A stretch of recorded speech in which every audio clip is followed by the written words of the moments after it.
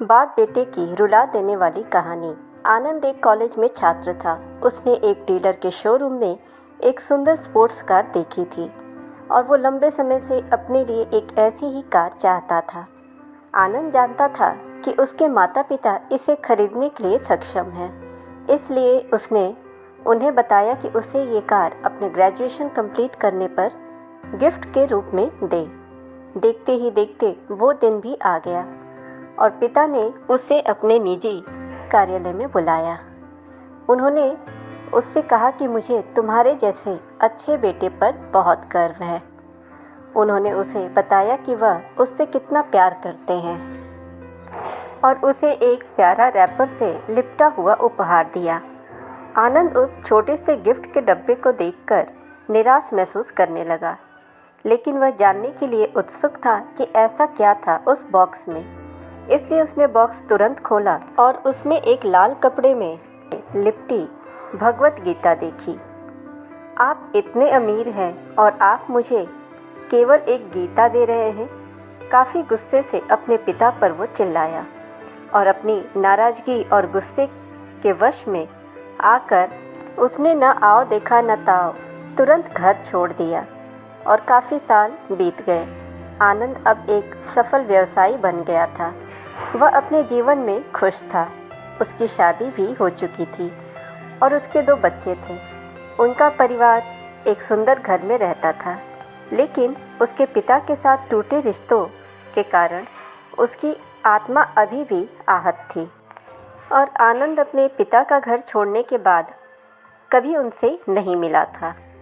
आनंद को उस दिन के बाद अपने पिता को ना मिलने का पछतावा भी था।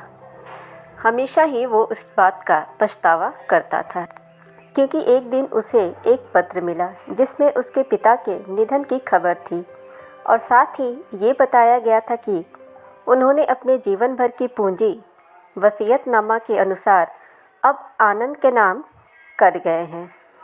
अपने पिता की सारी संपत्ति विरासत में मिली तब आनंद अपने पिता के घर पहुंचा और कुछ महत्वपूर्ण कागज़ की तलाश करने लगा और गलती से उसे वही भगवत गीता का उपहार लिपटा हुआ मिला, जिसे देख उसे फिर उसी उदासी का एहसास हुआ। उस गीता को उसने अच्छे से देखा तो उस पर अपने पिता की हैंडराइटिंग में कुछ लिखा पाया। उस पर लिखा था कि मैं खुद को बेचकर भी हर सपना पूरा करूँगा तेरा, बस तू सपने ज़रा बड़े देखना। ये बोल रहा बाप नहीं, ज़िंदगी का सबसे पहला दोस्त है तेरा।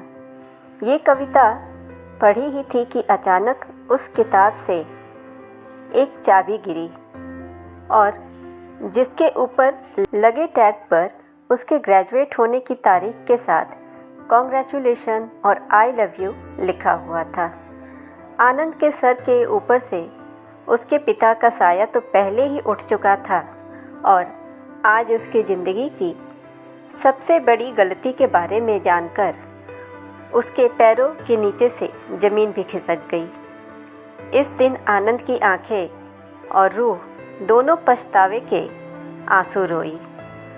ऐसी ही कहानियों के लिए आप चैनल को सब्सक्राइब करें, नोटिफिकेशन बेल दबाएं ताकि हमारी हर कहानी आप तक पहुंचती रहे।